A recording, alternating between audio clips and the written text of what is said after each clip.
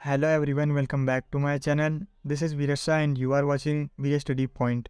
Fourth semester में जो आपका पॉलिटिकल साइंस सब्जेक्ट है, इसमें आपको अंतर्राष्ट्रीय संबंध का परिचय समझना है, यानी introduction to the international relation के बारे में आपको समझना है। तो आज की इस वीडियो में हम इसका जो यूनिट सेकंड है, इसका नाम है द्वितीय विश्व युद्ध और शीत युद्ध। तो आज की इस वीडियो में हम इस टॉपिक को कंप्लीट डिस्कस करने जा रहे हैं। इसके अलावा ये वीडियो का पार्ट 3 है। वीडियो का पार्ट 1 और पार्ट 2 मैं ऑलरेडी क्रिएट कर चुका हूँ। उन दोनों वीडियो का लिंक मैं आपको अपने इस वीडियो के डिस्क्रिप्शन बॉक्स में प्रोवाइड करा दूंगा। अगर आप चाहो तो उन दोनों वीडियो को भी देख सकते हो। इसके अलावा अगर आपको फोर्थ सेमेस्टर की हिस्ट्री और पॉलिटिकल साइंस की वीडियोस चाहिए तो उसके लिए मैंने ऑलरेडी सेपरेट प्लेलिस्ट क्रिएट कर चुका हूँ। आप सिंपली प्लेलिस्ट में जाकर उन सारे की सारी वीडियोस को ईजिली वॉच कर सकते हो, ईजिली देख सकते हो। तो आज की इस वीडियो में हम इस टॉपिक के कुछ प्रीवियस ईयर क्वेश्चन देखेंगे जो कि आपके पिछले 10 सालों में पूछे गए हैं, जिससे कि आपको इस बात का आइडिया हो सके कि आखिर इस टॉपिक से और किस किस टाइप से आपसे एग्जाम में क्वेश्चन पूछे जा सकते हैं। इसके अलावा आज की इस वीडियो में हम इसके सॉल्यूशन को भी देखेंगे कि आखिर आपको अपने इस सॉल्यूशन को किस तरीके से एग्ज़ाम में प्रेजेंट करना है जिससे आप अच्छा स्कोर कर सको अपने एग्ज़ाम में। तो बिना टाइम वेस्ट करते हुए हम बढ़ते हैं अपने वीडियो की तरफ।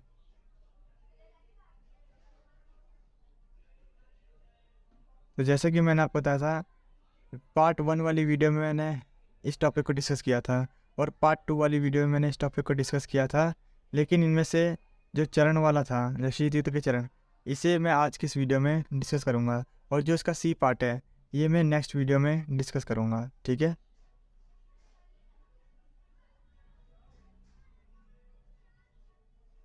तो आइए हम देखते हैं इसके कुछ प्रीवियस ईयर क्वेश्चन को कि किस तरीके से आपसे एग्जाम में क्वेश्चन पूछे जा सकते हैं। तो इसमें सिंपली आपसे पूछा जाएगा कि शीत युद्ध से आप क्या समझते हैं, शीत युद्ध के विभिन्न चरणों की चर्चा कीजिए, या फिर शीत युद्ध से आपका क्या अभिप्राय है, शीत युद्ध के प्रारंभिक चरण की प्रमुख घटनाओं का विवेचन कीजिए। तो इसी तरीके से आपसे एग्जाम में क्वेश्चन पूछे जा सकते हैं।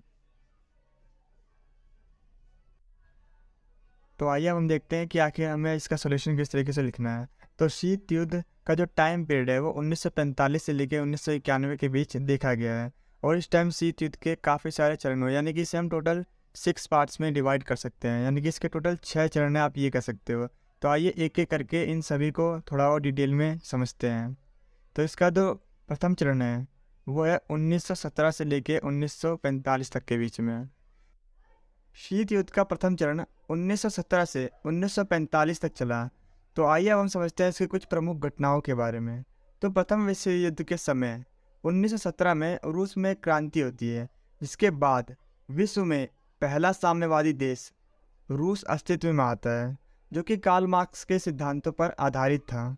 जिसके बाद 30 दिसंबर 1922 में रूस 14 और गणराज्यों के साथ मिलकर एक महासंघ का निर्माण करता है, जिसे हम सोवियत संघ यानी कि यूएसएसआर के नाम से भी जानते हैं।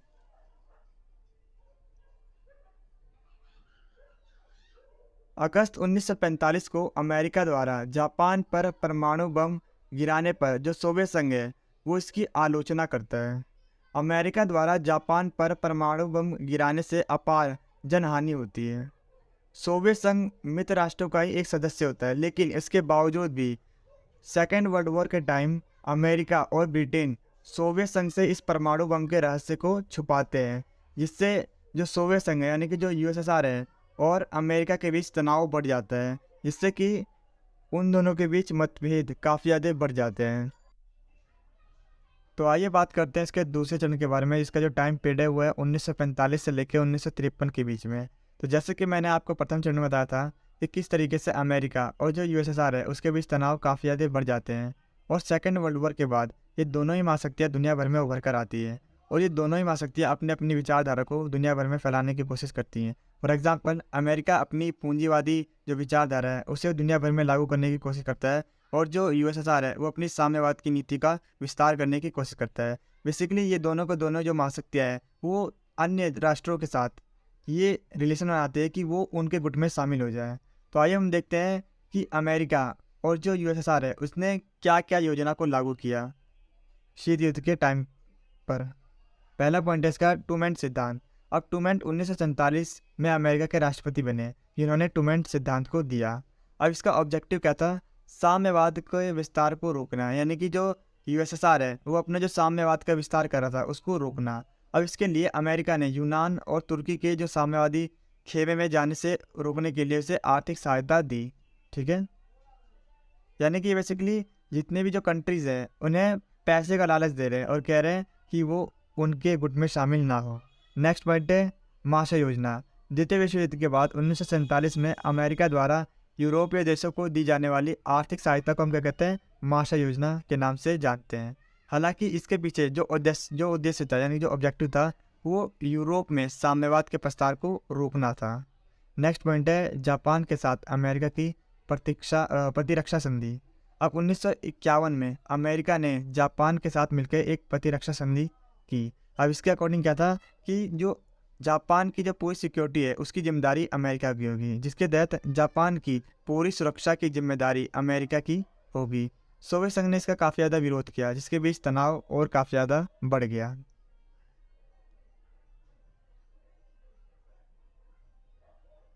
नेक्स्ट पॉइंट है नाटो की स्थापना।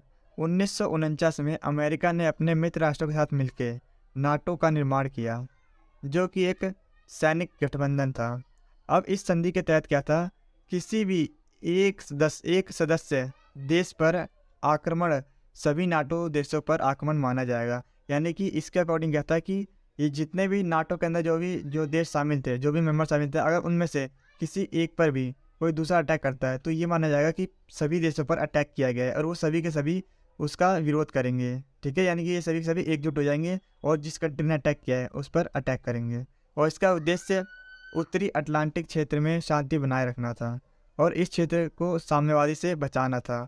इससे अमेरिका और जो सोवियत संघ है उसके मध्य मतभेद और काफ़ी ज़्यादा बढ़ने लग गए। तो इस तरीके से हम देख रहे हैं जो शीत युद्ध है वो और भी ज़्यादा अपने चरम सीमा पर जा रहा है। आइए अब हम बात करते हैं इसके तीसरे चरण के बारे में, जिसका टाइम पीरियड है 1953 से 1958 के बीच में। 1953 के बाद शीत युद्ध केवल यूरोप तक ही सीमित नहीं रहा, बल्कि अब ये पश्चिम एशिया और दक्षिण पूर्व एशिया तक फैलने लगा। शीत युद्ध के तीसरे चरण में सैन्य गुटों की बाढ़ आ गई। इसके अंदर भी काफ़ी सारी चीज़ें, आइए एक एक करके हम सबको समझते हैं। फर्स्ट पॉइंट है सोवियत संघ द्वारा परमाणु परीक्षण। सोवियत संघ ने 1953 में अपना पहला परमाणु परीक्षण किया, जो कि अमेरिका के हिरोशिमा पर गिराए गए परमाणु बम से 1000 गुना ज़्यादा पावरफुल था। नेक्स्ट पॉइंट है सीटों की स्थापना। 1954 में सीटों की स्थापना की गई, जिसका जो ऑब्जेक्टिव था वो दक्षिण पूर्व एशिया देशों में साम्यवाद के प्रसार को रोकना था।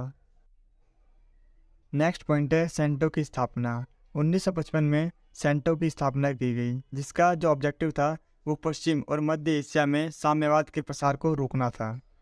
तो इस तरीके से अमेरिका ने काफ़ी सारे ऑर्गेनाइजेशन बनाए। अब इसके बाद जो रूस है, यानी कि जो यूएसआर है, वो भी अब चुप नहीं हटेगा, वो भी अपने नए नए चीज़ों का जो ऑर्गेनाइजेशन है उसका निर्माण करता है। जैसे कि वार्सो पैक्ट की स्थापना 1955 में सोवियत संघ और पूर्वी यूरोप के साथ मिलकर वार्सो पैक्ट का निर्माण करते हैं और यह एक सैनिक गठबंधन था, जिसका जो ऑब्जेक्टिव था वो पूंजीवाद के प्रसार को रोकना था।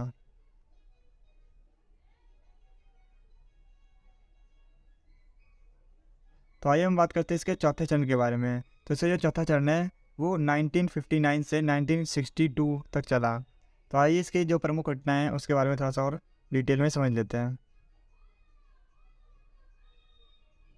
तो इसके अंदर जो पहला पॉइंट है वो है U-2 विमान कांड। 1960 में अमेरिका जासूसी विमान U-2 सोवियत संघ की सीमा में जासूस करते हुए पकड़ा गया। विमान से कई जासूसी उपकरण पकड़े गए और विमान के जो पायलट है उसने भी जासूसी की सभी बातें को स्वीकार कर लिया। और इस जासूसी कांड के बाद एक बार दोबारा से शीत युद्ध काफ़ी तेज़ी से बढ़ गया। नेक्स्ट है बर्लिन की दीवार। अब 1961 में सोवियत संघ ने पश्चिम शक्तियों के क्षेत्र को अलग करने के लिए बर्लिन की 150 मीटर की लंबी दीवार का निर्माण करवाया, जिससे जर्मनी दो भागों में बंट गया था। परिणाम स्वरूप पश्चिम देशों में इसका कड़ा विरोध किया गया।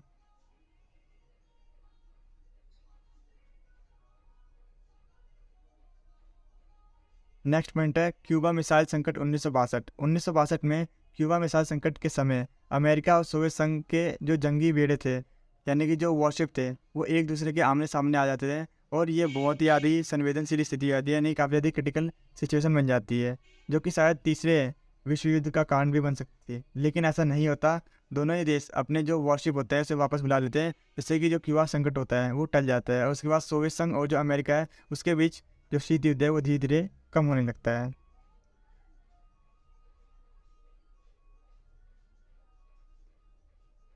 तो आइए हम बात करते हैं शीत युद्ध के 5वें चरण के बारे में। तो इस चरण को तनाव शैथिल्य या फिर देतांत के नाम से भी जानते हैं, क्योंकि इस चरण में तनाव को कम करने के लिए कई संधियाँ हुई। तो आइए उन सभी संधियों के बारे में थोड़ा सा और डिटेल में समझ लेते हैं। तो इसके अंदर जो पहली संधि है वो है परमाणु परीक्षण प्रतिबंध संधि। 1963 में विश्व की बड़ी महाशक्तियों ने मॉस्को में परमाणु परीक्षण, वायुमंडल और अंतरिक्ष और समुद्र पर प्रतिबंध लगाने वाली एक संधि पर हस्ताक्षर किया। नेक्स्ट है परमाणु अप्रसार संधि। अब 1968 में अमेरिका, सोवियत संघ और ब्रिटेन ने मिलकर इस संधि पर हस्ताक्षर किए। इसके अंतर्गत यह सूचित किया गया कि इन पांचों राष्ट्रों अमेरिका, सोवियत संघ, ब्रिटेन, फ्रांस और चीन, इसके अलावा अन्य राष्ट्रों को परमाणु हथियार रखने से रोका जाएगा।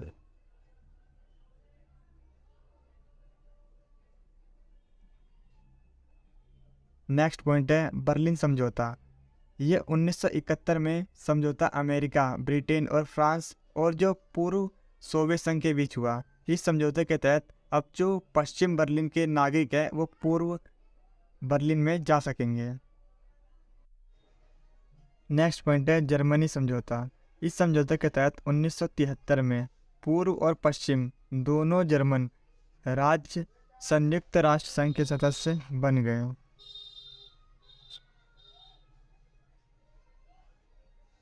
तो आइए हम बात करते हैं इसके छठे चरण के बारे में, जो कि इसका अंतिम चरण भी है।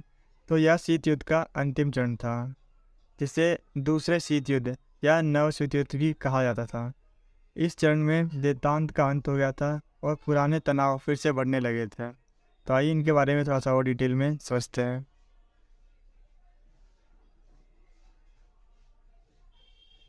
तो इसमें पहला पॉइंट है शस्त्रीकरण। इस चरण में हथियारों की होड़ को तेजी करना और सोवियत संघ के प्रति कठोर नीति अपनाने की रणनीति अपनाई गई। नेक्स्ट पॉइंट है अफगानिस्तान संकट। सोवियत संघ ने 1979 में अफगानिस्तान में अपनी सेना को भेजकर सबसे बड़ी गलती की। इससे यूएसएसआर की जो अर्थव्यवस्था है वो काफ़ी अधिक कमज़ोर हो गई, क्योंकि मुस्लिम देशों और जो यूएन और जो अमेरिका है उसने यूएसएसआर का अफगानिस्तान में हस्तक्षेप से काफ़ी ज़्यादा विरोध किया।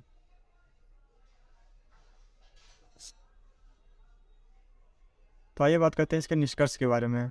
तो इस प्रकार उपरोक्त विश्लेषण के आधार पर हम कह सकते हैं कि सेकेंड वर्ल्ड वॉर के अंत से लेकर सोवियत संघ के विघटन तक का जो काल है उसे शीत युग कहा जाता है।